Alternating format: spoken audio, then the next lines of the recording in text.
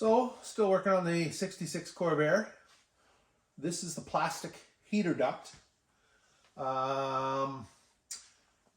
This is the back end. I can't just off camera, but the air comes in down this duct and enters into the tunnel underneath the cabin.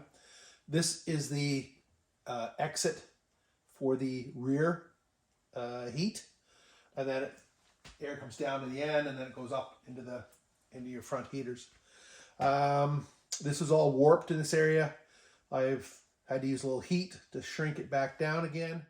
I didn't record video, but here are some photos to show the process I used to repair the warped plastic.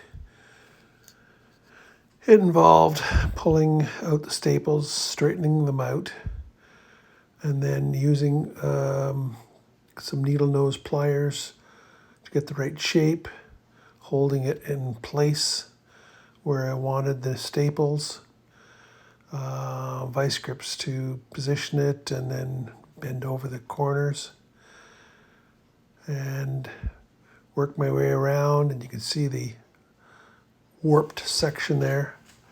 So I had to use the heat gun to apply the heat and some pressure with a gloved hand to get it in the right shape. It came out pretty good. So a couple extra staples I added, and it's not bad shape. So now we're on to back to the video where we'll finish up the repairs of this vent tube. Right now, making progress, having fun. Okay, so just to finish this up, I cleaned off this with a combination of a product called Goo Gone, which just removes sticky, gluey crap, and just a screwdriver, and I was able to just scrape that all up, and that's all clean.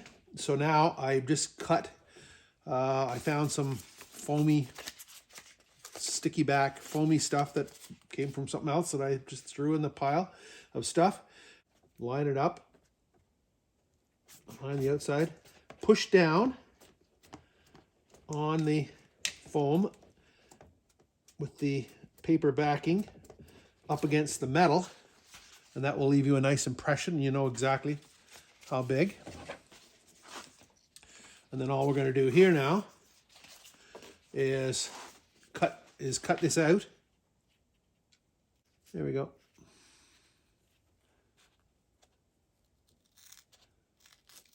There we go. Test fit that. Okay, that looks good. So there we go.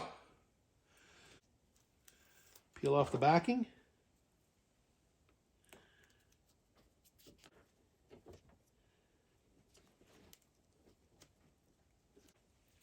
And there you have it. A new foam seal. Having fun, making progress. Okay, this is the back section of the tunnel cover. As you can see, this corner is damaged, cracked, spread open. Yeah, this one's really not much better. So what we need to do is build up a little bit of metal on there. Just take a wire brush, clean up the metal and the paint, both sides of course.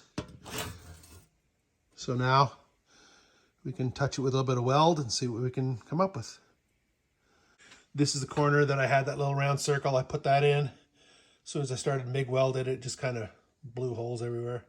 But I just kept putting in tacks, ground that down, so it's not too bad. Let's see the other side like. Yeah. It's usable. So this side I just took a chunk of metal. I cut a corner out of it and used that piece of metal to fill it in. Yeah, it's a little bigger than I need, but I can cut it down afterwards. It's a lot easier to do it that way than dick around with exact right size piece. Gives you something to hold on to, and just get it all welded in, and then you can just cut it off the right shape. So here's the completed piece. There's the two corners. Got welded, re-drilled. I put it temporarily up in place. Figured out exactly where I wanted the holes. And just re-drill those. Okie doke. That's ready to go back in the car. We're still having fun and still making progress.